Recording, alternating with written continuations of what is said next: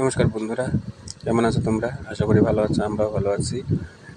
আজকে একটা সকালেই অনুদিদির লাইভে ছিলাম, তখন দাদু রবি কবিতাঙ্গন যে দাদু আছে, দাদু বলছিল যে আন্দামানে দূর ইন্ডিয়াতে মানকচু পাওয়া যায়, তো আন্দামানেই আছে। তো আমি লাইভ থেকে তার একটু পরে যখন বেরিয়ে গেলাম তখন ভিডিওটা করলাম। তো দেখে নিও, তোমাদের উদ্দেশ্যে এই ভিডিওটা দেওয়া। এই দেখো মানকচু, কত বড় বড় মানকচু।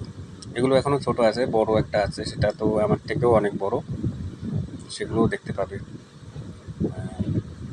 অরিজিনাল ভয়েসই থাকবে। দেখবে যে কত বড় উঁচু, দেখলেই বুঝতে পারবে আমার থেকেও বড়। এই দেখো, এটা কত বড়,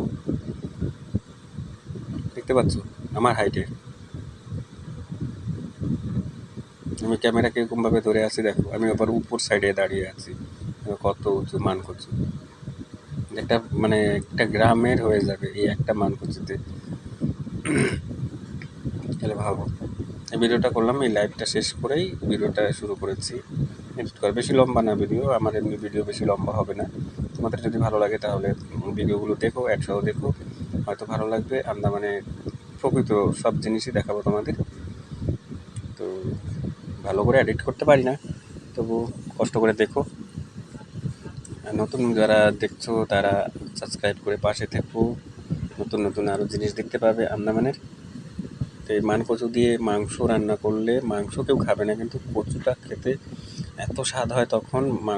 সেই মাংসর যে সেন্টটা হয়ে যায় কচুতেই, মাংসর থেকে ভালো লাগে খেতে, এত সুন্দর লাগে। সেদিন মাঝে হাঁসের মাংস দিয়ে কচু দিয়ে রান্না হয়েছিল, কি স্বাদ! তোমরা একদিন রান্না করে দেখো। আর এই মানকচুতে চুলকায় না, এই রোদের সময় খেলে পরে চুলকাবেই না। তোমরা খেয়ে দেখো, চুলকাবে না, আর একদম আলুর থেকেও গলে যাবে। আলু তবুও শক্ত থাকে, এগুলো শক্ত থাকবে না, একটুও শক্ত থাকবে না। আরও আছে অন্য অন্য রকমের কচু, সেগুলো দেখাবো যদি পারি কখনো। সেই কচুগুলো একদম গলে যাবে।